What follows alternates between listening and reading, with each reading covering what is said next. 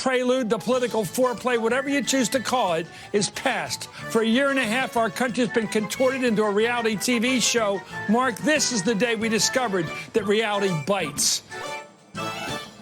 Welcome to this week's Wacky Moments of Liberal Expression. Now, this week, CNN's Jim Acosta was treated to the cheerful chants of people who support the president while he was in Florida. Despite all that festive exuberance, Acosta just didn't seem too happy about it. And Wolf, we should point out over the last hour or so, this crowd has been very rowdy, coming after us, telling us to go home. But Wolf, we're not going home. We're going to stay right here at this rally and do the news, report on this rally coming up tonight, Wolf. Good for you. Thanks very much. That's exactly what you're supposed to be doing in a country that appreciates a free press. In a country that appreciates a free press, well, we also appreciate all the elements of the First Amendment, including freedom of speech and the right of the people to peaceably assemble, and the crowd there is simply exercising those rights. But that thought alone makes the liberal media sweat. While we certainly support freedom of the press, we also support freedom of speech, and we think that those things go hand in hand. Joining us now, New York Times Chief White. You know, we're not going to air that anymore. Let's make that the last Sarah Huckabee Sanders clip ever aired at 4 o'clock. Yeah, that's it. You know what? That makes me sweat. That is vile. Well, and the previous answer. That made me sweat. While MSNBC programs decide to ban clips that feature White House spokesperson Sarah Sanders, they then later wonder out loud why the people don't trust the messages that they get from the mainstream media or Hollywood.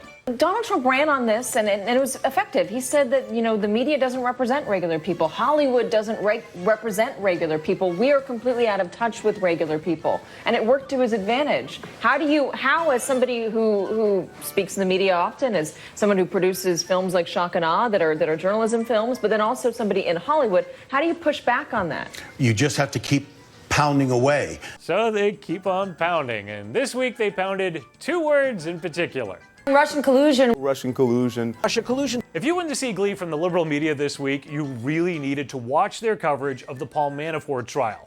Manafort facing charges involving bank fraud and false tax returns, mostly from the time before he joined the Trump campaign. But some in the liberal media are ecstatic. They're hoping for a full Frankie Five Angels flip from the Godfather movies that will somehow connect Trump with Russian collusion.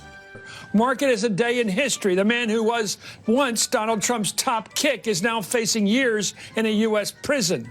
The prelude, the political foreplay, whatever you choose to call it, is past. For a year and a half, our country has been contorted into a reality TV show. Mark, this is the day we discovered that reality bites. But Manafort was the chairman. He was in the room for meetings that Rick Gates was not at. He had more visibility into Trump's operation, into the finances of that campaign, and into the finances of the Trump organization, I think, than Rick Gates did. So potentially he could add more value to Mueller and his investigators than Gates. He could be Frankie Five Angels. He could be the right of the Godfather. He could be the guy.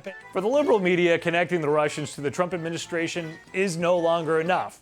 Now they're using the recent indictment of Russian national Marina Butina to push the narrative that the entire conservative movement is infiltrated with Russians.